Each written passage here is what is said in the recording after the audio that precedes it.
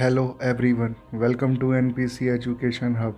तो आज हम नेल्सन मंडेला और उनके दिए गए प्रेरणादायक भाषण के बारे में बात करेंगे। अब्राहम लिंकन और मार्टिन लूथर किंग के विचारों को मानने वाले दक्षिण अफ्रीका के गांधी नेल्सन मंडेला का जन्म बासा नदी के किनारे ट्रांस्की के मवेंजो गांव में 18 जुलाई 1918 को हुआ था। माता का नाम नोमजामो बिनी मेडी किजाला था। वे एक मेथडिस्ट थीं। पिता का नाम गेडला हेनरी था। वे गांव के प्रधान थे। उन्होंने बालक का नाम रोहिल हाला रखा, जिसका अर्थ होता है पेड़ की डालियां तोड़ने वाला या प्यारा शैतान बच्चा। 12 वर्ष की अल्प आयु में उनके सर से पिता का साया उठ गया था। जोहान्सबर्ग में ही उनकी मुलाकात वाटर सिसुल और वाटर एल्बर्टाइन से हुई। नेल्सन के राजनीतिक जीवन पर इन दो मित्रों का अत्यधिक प्रभाव पड़ा। उन सभी ने अपने कुछ साथियों के साथ मिलकर African national Congress youth league का गठन किया। 1947 में मंडेला इस संगठन के सचिव चुन लिए गए। नेल्सन मंडेला अभूतपूर्व और महान इंसान थे। मंडेला को कई पुरस्कारों से भी सम्मानित किया गया था।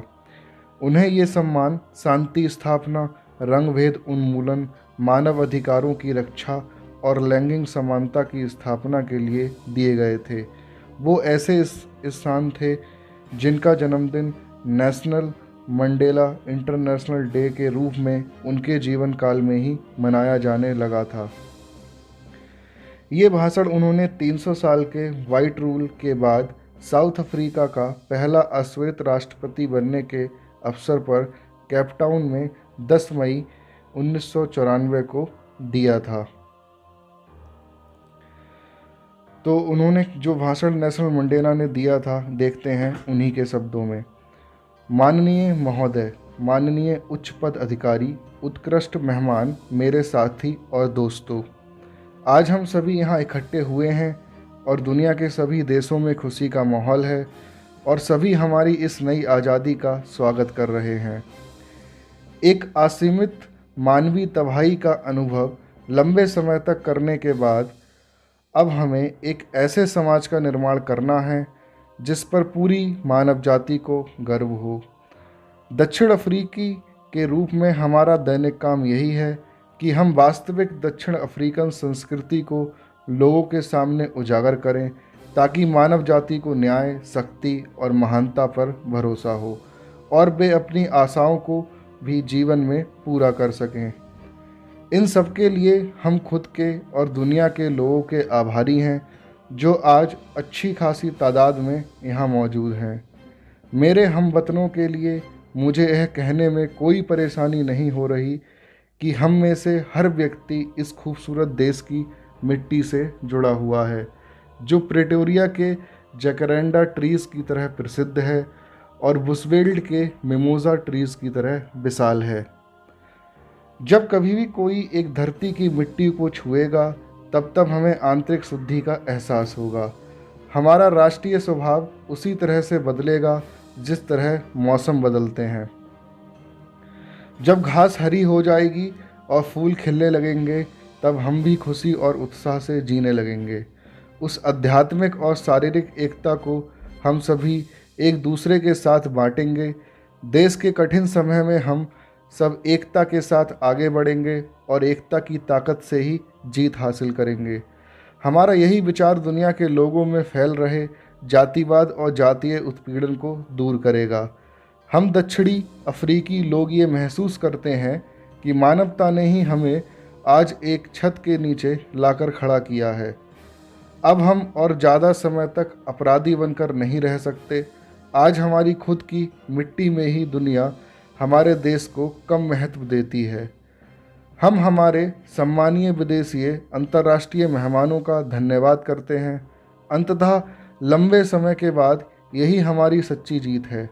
शांति के लिए और मानवता के निर्माण के लिए हमें पूरा भरोसा है कि आप हमारे साथ शांति निर्माण, समृद्धि, जातिवाद को हटाने और लोकतंत्र की चुनौती में खड़े रहेंगे।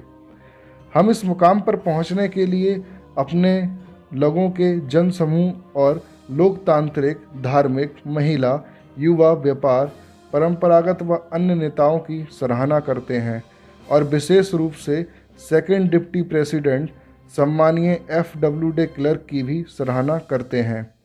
मैं अपनी सुरक्षा फोर्स की भी सराहना करना चाहता हूं, जिन्होंने लोकतांत्रिक चुनाव में मेरी और देश के लोगों की सुरक्षा की। चोट के ठंडे होने का समय अब आ गया है, गहरे मतभेद का समय भी नज़दीक आ गया है। जो हमें लगा अलग करता है, अब खुद को विकसित करने का समय भी आ गया है। लाखों लोगों के दिलों में संघर्ष करने के बाद सफलता की आशा है। हम अनुबंध में प्रवेश कर चुके हैं, जहां हमें दक्षिण अफ्रीका में कालों और गोरों दोनों ही समुदायों की मिश्रित सोसाइटी का निर्माण करना है।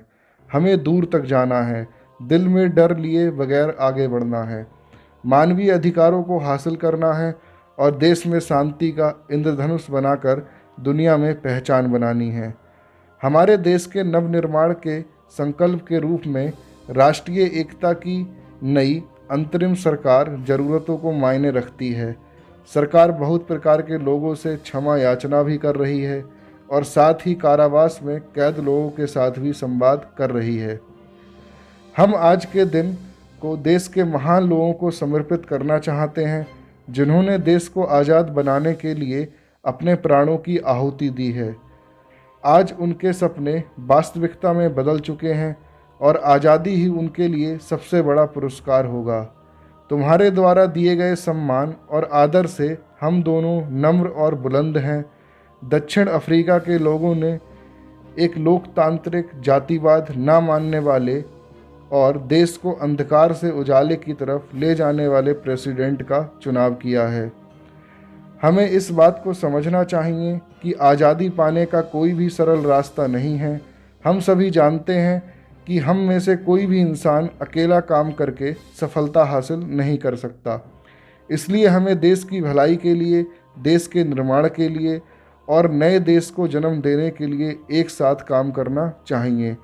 आइए सभी के लिए न्याय विकसित करें, सभी के लिए शांति का निर्माण करें, सभी को काम, रोटी, पानी और नमक प्रदान करें, सभी के शरीर, दिमाग और आत्मा को आंतरिक रूप से आज़ाद करें और उन्हें बताएं कि अब सब कुछ कर सकते हैं। अब इस खूबसूरत धरती को कभी किसी की गुलामी में नहीं रहना पड़ेगा। हम कभी भी इस धरती के लोगों को गुलामी की जंजीरों का एहसास तक नहीं होने देंगे। आइए एक आज़ाद साम्राज्य का निर्माण करें। इतनी महान मानवीय उपलब्धियों पर कभी सूर्य अस्त ना हो। God bless Africa. तो ये नेल्सन मंडेला द्वारा दिया गया एक प्रेरणादायक भाषण था। अगर आपको पसंद आया है तो हमारे चैनल NPC एजुकेशन हब को लाइक करें, सब्सक्राइब करें और शेयर करें। Thank you.